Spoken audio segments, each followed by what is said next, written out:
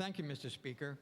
Mr. Speaker, I rise in support of House Bill 1437 and the increased dollars allotted to education, a record $10.3 billion and an increase of $280 million over this past budget. I had listened to some of the comments regarding early education as it impacts on the education budget. And so I looked at, as you have already heard, the Pennsylvania, the pre-K counts subsidy, which was increased, Head Start supplemental assistance, which was increased, and early intervention, all showing increases from the year before. Mr. Speaker, the opponents, at least some have tried to frame this debate, and we have heard it before, by saying Republicans cut $1 billion from the education budget. We recognize that that was a federal economic stimulus that ended, and of course, that did reduce the budget fiscally. But Republicans put back additional monies so that many of these programs could continue and to do the jobs that were necessary, provide the services that are necessary. Mr. Speaker, these are difficult times, and Pennsylvania does not have the luxury of running huge, unsustainable deficits such as the federal government. While those on the other side of the aisle continue to bemoan education failure, I submit there are literally hundreds of success stories never told, success stories in the classroom. Our professional corps of teachers, administrators, and support personnel are doing a yeoman's job in educating our youth. And I thank them for their service and for their dedication to the education process and to educating our future leaders.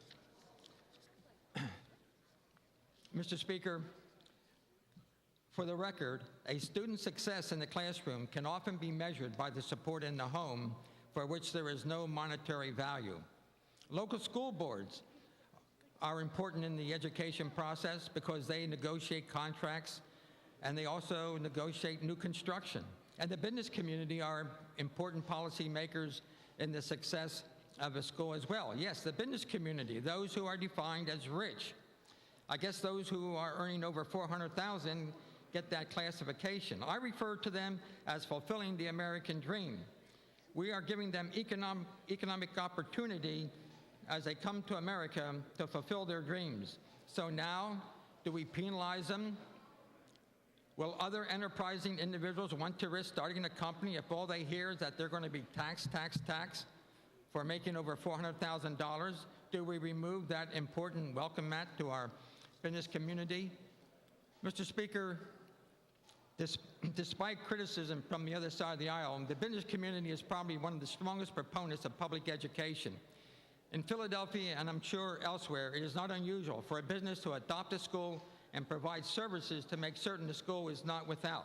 How often do we hear of a large, rich corporation investing millions of dollars in higher education for the research programs, into medical facilities, into the arts, and yes, they employ thousands of people who are earning good-paying, family-sustaining jobs. If they left, where would those people work? I heard the need for jobs.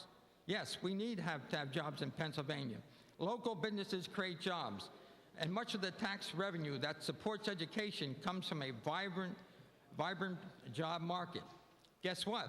Many employers are not hiring until they know about the Affordable Health Care Plan. Already, insurance premiums for health care for many of these companies are on the increase.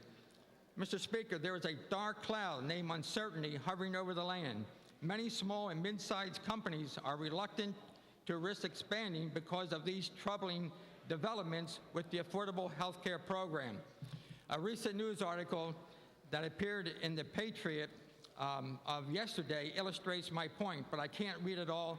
But it says that until these problems with insurance and taxes are cleared up, very few small businesses and mid-sized companies are going to hire. And Mr. Speaker, we recognize it's the small businesses that provide 80% of the new jobs in any job market. So how can we get more income and how can we employ more people if these companies are not going to hire because they fear government, taxes, and federal bureaucracy. Mr. Speaker, I certainly do ask for support of House Bill 1437.